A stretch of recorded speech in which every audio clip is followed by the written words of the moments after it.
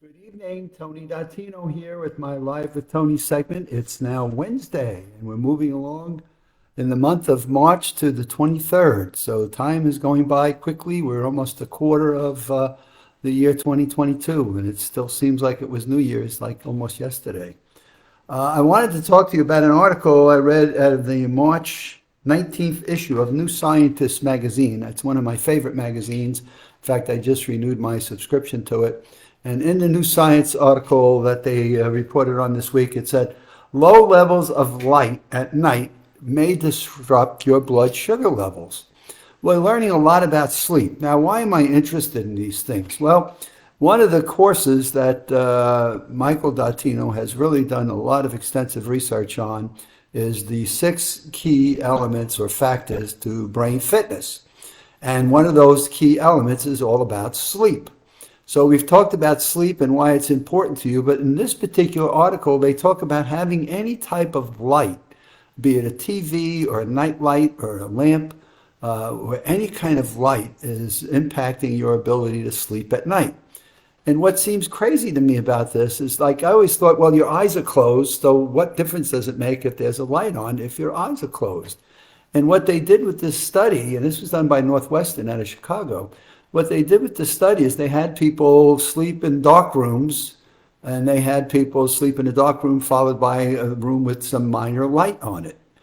And what they discovered is their insulin and glucose levels changed in the side of it where they had some lights on. And so it continues to report on people that are researching and writing about what's the difference when you have light on when you're sleeping. So I'll give you a little bit of the detail. People who slept in the dimly lit room on the second night, so the first night they were in dark, the second night it was dimly lit.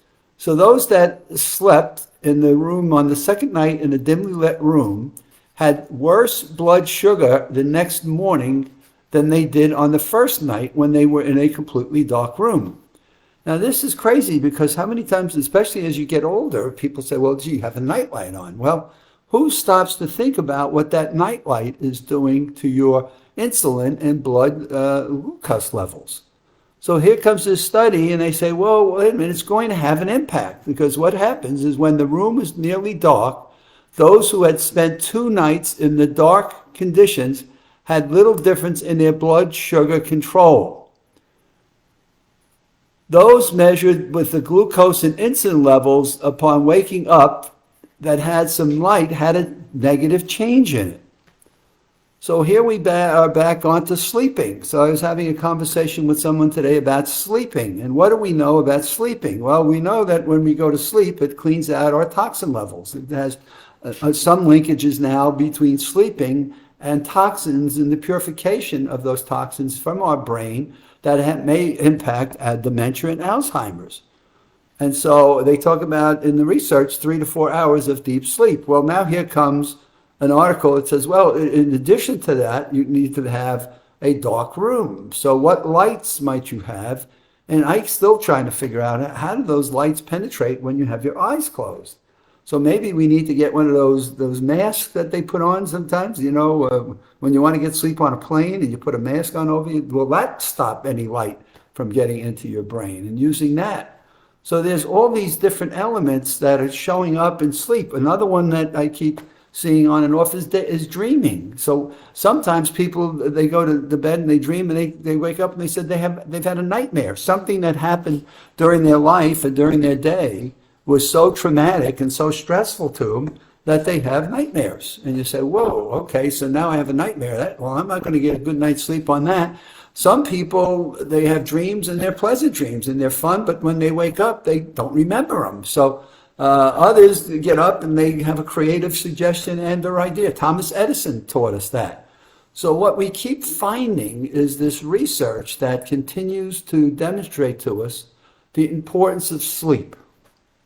And that importance of sleep, obviously, all interconnects with our memory, our creativity, our mental fitness. Are we maintaining good, strong mental fitness habits, of which sleeping is one of the core elements of it?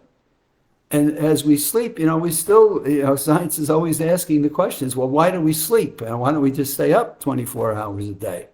And there are scientists that talk about the importance of getting different levels of sleep, okay? And now the Fitbits, I said, somebody showed me their Fitbit chart where they have different peaks of when they're in the best kind of sleep. And I'm not sure how Fitbit that you wear measures all the different elements of when you're in the early stage of sleep, when you're in the deeper stage, and when you're in the night stage. There are some nights when I feel like I've slept, but I felt like I was awake during the night. There are other nights where I don't have a clue of anything that went on during the night. There are some nights like this morning, I had to get up and bring my other half to the airport, and like I was laying awake from 2:30 this morning because she needed to get up at 4 o'clock, and I'm saying, gee, you got to get up at 4 because she needed to catch a 6 o'clock plane, and I'm saying, okay, why am I even bothering going to sleep? Why don't I just stay awake? Then I got another article that Karen Pinson sent me today on naps, right? And so another study has been done, I think it was by Brigham Young, a study done when we nap during the day. If we nap to excess, it accelerates the changing of our brain cells that create dementia and Alzheimer's. Now, whoa, I'm a napper. I limit my naps to no more than 45 minutes. This research suggests that maybe 20 to 30. Well, sometimes it depends on what I'm doing. If I'm out doing workshops, then obviously I'm not napping at all. If I'm home and I get a break in my calendar in the afternoon and I feel a little bit tired, I'd rather lay down for a half hour and then refresh and get back up like I did now today. I got up early, came back, did a bit of a nap. Now, I don't know if that was a nap or just getting back to bed, but in any case, took a bit of a nap today. That was more than a half hour. But the point of the matter is who would step back and think about sleeping, cleaning out our toxins, now sleeping with lights on or off, or dim lights on or off, and then last but not least, coming up with taking naps during the day, because I've read so many articles that talk about seniors should take naps. So some should take naps, some should not take naps, then the research just keeps bouncing back and forth. So we often talk to some of our friends up at MIT about what they call control studies. And so when we read this information, can we believe it? Do we trust it enough to say, I'm going to make adjustments in my behaviors and my sleeping habits to try to accommodate? And how many people know some of these things and want to have good sleep habits, and they have insomnia? And so now you've got a different problem. Like, okay, I know I need to get sleep, and the more I stress over the more I know I need to get sleep, the more and the worse I get.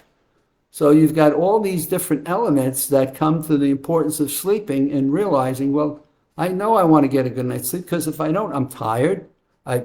Sometimes I have decisions I've got to make that are important, and I stress over them when I'm trying to sleep, and my brain is a little foggy when I get up. I may lose focus because I'm a bit tired. I may not have thought of all of the things that I needed to do or focus on.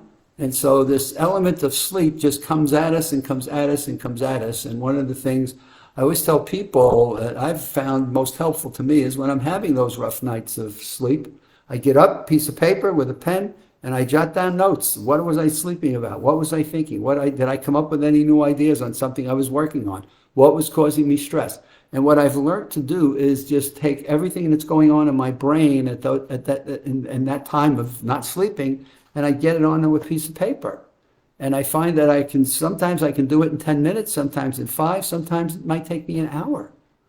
But the important thing is I'm unloading all of the different thoughts and the ideas that I've got in my head so that my brain doesn't have to keep reminding me over and over in a cycle to say, you need to remember this because this is important. And so by putting it on pieces of paper, I then at least know I got it. When I get up in the morning, I can look at it. And sometimes when I look at it, I'm like, gee, was I really thinking that last night? So this whole cycle, this whole discipline of sleep can be a little bit crazy to us at times. But I think it's important that we all understand that sleep cycles, good, bad, or indifferent, do have an impact on our mental fitness and our brain fitness. So how we function the next day and how we get. So I've talked to people, and one of the questions I have, so how are your sleep cycles? How well are you sleeping? Is there something causing you to be stressed? Is there something keeping you awake at night that you can? And then there are other people that say, you know what, I sleep like a rock. I get a certain time every night. I have a certain routine. I get up at a certain time in the morning. And so there's this wide pendulum of people as it relates to our sleep. So off we went, new New Scientist magazine, March 19th. A low level of light at night disrupts your blood sugar. And by goodness, how many people worry about diabetes would ever think back to a light that you have at night that may be keeping you awake and changing your insulin and glucose levels as you're trying to sleep.